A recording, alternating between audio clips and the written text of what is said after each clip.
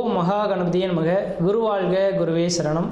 ஆன்மீக அன்பர்கள் அனைவருக்கும் இனிய வணக்கங்கள்.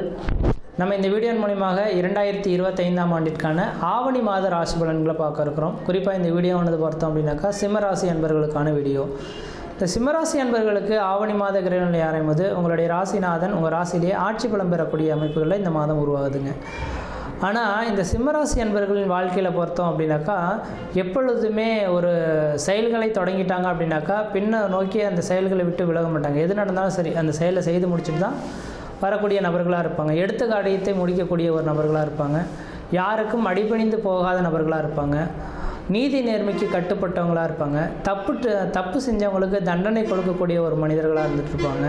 இப்போ தன் தாயாக இருந்தாலும் பிள்ளையாக இருந்தாலும் ஒரு போல பாவிக்கக்கூடிய நபர்களாக இருப்பாங்க. அப்போ இந்த சூரியன் தான் இந்த உலகத்துக்கு பிரதானம் அப்படின்ற நவகிரகத்துக்கே பிரதானம் அப்படின்ற மாதிரி சூரியன் அம்சத்தில் பிறந்த இந்த சிம்மராசி அன்பர்கள் எல்லாரையும் ஒருமனையே பாதிக்கக்கூடிய அமைப்புகள் உருவாகும். ஆனால் உலக மக்களுக்கு பார்த்திங்கன்னாக்க இவரை பார்த்தா கொஞ்சம் எப்பொழுதுமே கோபம் நிறைந்த நபர் அப்படின்ற ஒரு பட்டத்தோடு இவங்க வாழ்கிறத பார்க்க முடியும். இதுக்கு காரணம் சூரியனின் காரகத்துவம். மற்றவங்களை அடக்கி ஆளக்கூடிய சக்திகள் இவங்க கையில் இருக்குன்றிருந்தீங்க. அப்படிப்பட்ட இந்த சிம்மராசி அன்பர்களுக்கு இந்த ஆவணி மாத கிரகநிலை ஆரம்பித்து ஆகஸ்ட் மாதம் 17ஆம் தேதியிலேருந்து செப்டம்பர் 16 தேதி காலகட்டம் வரலும் இந்த ஆவணி மாத கிரகநிலை நடக்க போகுது. இந்த ஆவணி மாத கிரகநிலையில் உங்கள் ராசிநாதன் ஒரு ராசியிலே ஆட்சி பலம் பெற்றிருந்தாலும் ராசியில் இருக்கக்கூடிய கேது பகவானோட இணைவு ஏற்படுறதை பார்க்க முடியுது. அப்போ இந்த மாத காலகட்டத்தில் ஒரு வளர்ச்சியும் இருக்குது, அதுக்கு தகுந்த ஒரு தளர்ச்சியும் இருக்கிறத பார்க்க முடியுதுங்க. அப்போ முதல் காலகட்டம்னு சொல்லக்கூடிய ஆகஸ்ட் 17லேருந்து செப்டம்பர் 10 தேதி காலகட்டம் வரலும் நீங்கள் எதை செய்தாலும் தொட்டது தொடங்கக்கூடிய காலகட்டங்கள், நினச்சி சாதனை பண்ணக்கூடிய காலகட்டங்கள், குடும்பத்தில் ஒரு சுப நிகழ்வுகள், சுபகாரியங்கள், அழியா சொத்து சேர்க்கை, வீடு மனைவாசல் வாங்குவது, கட்டுவது, குடிபெயர்வது, குலதெய்வத்துக்கு செய்ய வேண்டிய சடங்குகள் செய்கிறது, திருமணமாகாத நபர்கள் திருமண வாய்ப்புகள் கூடி வருது, குழந்தை பேர் இல்லாத நபர்கள் குழந்தை பேர் உருவாகிறது. இது மாதிரி சுப நிகழ்வுகள் நடக்கக்கூடிய ஒரு காலகட்டங்களாக இந்த காலகட்டங்கள் இருந்துகிட்ருக்கும். ஆனால் செப்டம்பர் 10 தேதியிலிருந்து 16 தேதி காலகட்டம் வரலும் கேதுவோட நெருங்கிய பாகையில் இந்த சூரியன் இருக்கக்கூடிய காலகட்டத்தில் உங்களுக்கு உயர் அதிகாரிகள்னால தொந்தரவுகள் ஏற்படலாம்.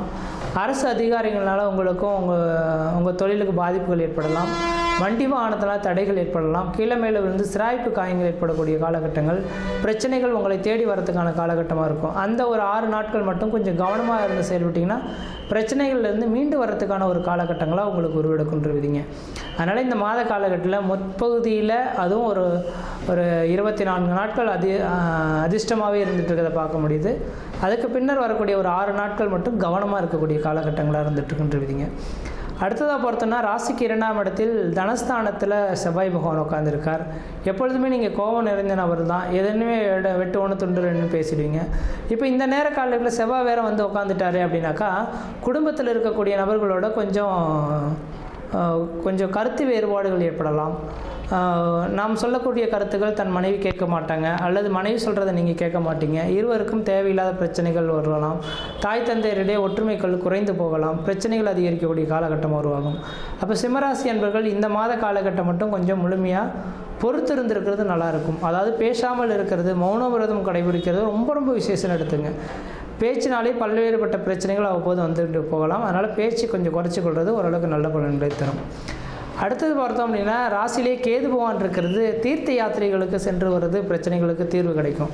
இப்போ வாய்ப்பு கிடைச்சா திருச்செந்தூர் முருகப்பெருமான் அல்லது காளகஸ்தி, ராமேஸ்வரம் போயிட்டு கடைகளில் மூழ்கிட்டு வர்றது ஓரளவுக்கு நல்ல பலன்களை தரும். இந்த பிரச்சனைகளுக்கு தீர்வு ஏற்படும். அடுத்தது 7ஆம் இடத்தில் ராகு பகவான் இருக்கிறது. கணவன் மனைவியிடையே அவ்வப்போது கருத்து வேறுபாடுகள் ஏற்படலாம். நீங்கள் கொஞ்சம் விட்டு கொடுக்காமல் போயிருந்தானாக்கா அது டைவர்ஸ் கேஸ் லெவலுக்கு கொண்டு போகிறதுக்கான வாய்ப்புகளும் இருக்குது. அதனால் 2026 டிசம்பர் மாத காலகட்டம் வரலும் கணவன் மனைவி உறவுகளை மட்டும் கொஞ்சம் விட்டு கொடுத்தாமல் போய்க்கிறது நல்லாயிருக்கும். அடுத்தது 8ஆம் இடத்தில் சனி பகவான் உட்காந்துருக்கார். 8ஆம் இடமானது அடிவயிறு சார்ந்த பிரச்சனைகள். உங்களுக்கு சரியான நேரத்தில் சாப்பிட மாட்டீங்க. அதனால் அல்சர் சம்மந்தப்பட்ட கம்ப்ளைண்ட் வரதுக்கான வாய்ப்புகள் அடுத்த 2.5 வருட காலத்துக்கு இருக்கிற மாதிரி தெரியுது. கொஞ்சம் கவனமாக கரெக்டான நேரத்தில் மட்டும் சாப்பாடுகளை நீங்கள் பயன்படுத்திக்கிறது ஓரளவுக்கு நல்லாயிருக்கும்.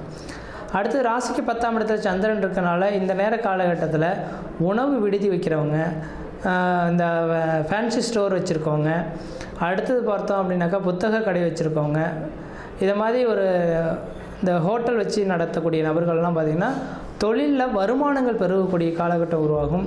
நீங்கள் எதிர்பார்த்த மாதிரியான ஒரு வருமானங்களை பெருக்கக்கூடிய ஒரு மாத காலகட்டமாக இந்த நேரம் வந்துட்டுருக்கு. அடுத்தது என்னதான் நிறை குறைகளை நான் ரெண்டுமே சுட்டி காட்டினாலும் கூட இந்த மாத காலகட்டம் மட்டும் கிடையாது. 2026 ஜூன் மாத காலகட்டம் வரலும் குருவும் சுக்கிரனும் உங்கள் ராசிக்கு 11ஆம் இடத்துல இருக்க போகிறார். அப்போ சுக்கிரன் குரு பகவான் 11ஆம் இடத்துல இருந்தார்னா லாபங்கள் அதிகரிக்கக்கூடிய காலகட்டங்கள். அப்போ கடகராசி சிம்மராசி இந்த 2 ராசிகளுக்கு மட்டும்தான் குரு பகவான் யோகாதிபதியாக செயல்படுகிறார். இப்போ 11ஆம் இடத்துல குரு பகவான் இருந்து தனக்கு உங்களோட ராசிக்கு 5ஆம் இடத்தை பார்க்க இருக்கனால வெகு நாட்களில் குழந்தை பேர் இல்லாத நபர்கள் குழந்தை பேர் உருவாகலாம். திருமணமாகாத நபர்களுக்கு திருமண வாய்ப்புகள் கூடி வரலாம். குடும்பத்தில் ஒரு சுப நிகழ்வுகளும் சுபகாரியங்களும் செய்யக்கூடிய அமைப்பு உருவாகும். எடுத்த காரியத்தில் வெற்றி ஏற்படக்கூடிய ஒரு மாத காலகட்டமாக இந்த மாதம் இருந்துட்டுருக்குன்றீங்க.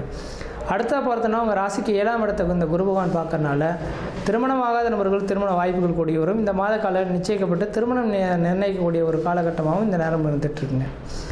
அடுத்ததாக பார்த்தோன்னா ராசிக்கு 3ஆம் இடத்தை குரு பகவான் பார்க்கறனால உங்களோட இளைய சகோதரத்துக்கு வெகு நாட்கள் நடைபெறாத ஒரு திருமண விஷயங்கள் தொழில் சார்ந்த விஷயங்களுக்கு வளர்ச்சி அடையக்கூடிய காலகட்டமாகவும் இந்த மாதம் வந்துட்டுருங்க. அப்போ எல்லாமே சிந்தித்து பார்க்கும்போது இந்த மாத காலகட்டமானது கடகராசி என்பவர்களுக்கு ஓரளவுக்கு வளர்ச்சி மிகுந்த ஒரு காலகட்டமாக இருக்குது. எந்த அளவுக்கு நீங்கள் முயற்சி எடுக்கிறீங்களோ அந்தளவுக்கு இந்த மாத காலகட்டம் வளர்ச்சி மிகுந்த காலகட்டமாக இருக்கும். தொழில் வருமானங்கள் பெருகும். வெளிநாடு வாய்ப்புகள் உங்களுக்கு சாதகமான சூழல்கள் ஏற்படுத்தலாம். தனியார் துறையில் வேலை செய்யக்கூடிய நபர்களுக்கு தனியார் துறையில் வேலை வாய்ப்புகள் உங்களுக்கு சிறப்பாக இருக்கும். வியாபாரம் கமிஷன் பேசிஸ் செய்யக்கூடிய நபர்களுக்கு வியாபாரத்தில் வளர்ச்சிகள் பெருகும். தொழில் சார்ந்த விஷயங்களில் ஒரு வளர்ச்சி மிகுந்த ஒரு காலகட்டமாக இந்த நேரம் வந்துட்டுருக்கு. 4ஆம் அதிபதி குடும்பஸ்தானத்திற்குனால பழமையான வீடுகளை இடிச்சிட்டு புதுமையான வீடு மனை வாசல் வாங்குவது கட்டுவதற்கான ஒரு காலகட்டமாக இருந்திருக்கு. திருமணமாகாத நபர்கள் திருமண வாய்ப்புகளும் குழந்தை பேர் இல்லாத நபர்கள் குழந்தை பேரும் கல்வியில் பின்தங்கிய மாணவ செல்வங்கள் கல்வியில் வளர்ச்சி பெறக்கூடிய காலகட்டம் உருவாகுது. எத்தனை பேர் எதிரிகள் இருந்தாலும் எதிரிகளை விட்டு விலகி விடக்கூடிய காலகட்டம் உருவாகும். குடும்ப உறவுகளை மட்டும் கொஞ்சம் விட்டு கொடுத்து போகிறது ஓரளவுக்கு நல்ல காலகட்டத்தை கொடுக்கும். உடல் ஆரோக்கியத்தில் மட்டும் கொஞ்சம் அக்கறை எடுத்துக்கங்க. அடிவேறு சார்ந்த பிரச்சனைகள் அவ்வப்போது வரலாம். உடல் ஆரோக்கியத்தை மட்டும் அக்கறை எடுத்துக்கொள்வது நல்ல பலன்கள் தருன்றீங்க. மற்ற விதத்தில் உங்களுக்கு எந்த விதத்தையும் தோஷங்கள் கிடையாது. இந்த மாத காலகட்டத்தில் நீங்கள் அதிர்ஷ்டத்தை அனுபவிக்கணாக்கா இந்த மாதத்தில் வரக்கூடிய 2 பிரதோஷ காலகட்டத்திலையும் சிவபெருமான் கோயிலில் இருக்கக்கூடிய நந்தி பகவானுக்கு 1 லிட்டர் பால் ஒரு முல்லைப்பூ வாங்கி கொடுத்து அர்ச்சனை செய்வது ஒரு விளைவாக இந்த மாத காலகட்டத்தில் அதிர்ஷ்டத்தை அனுபவிக்கக்கூடிய ஒரு காலகட்டங்களாக உருவாகுன்றீங்க. மற்ற விதத்தில் எந்த விதத்தையும் தோஷங்கள் பாதிக்கக்கூடியது. சீர்னு சிறப்புமாக இருப்பீங்க, நலமாக இருப்பீங்க. நன்றி, வணக்கம்.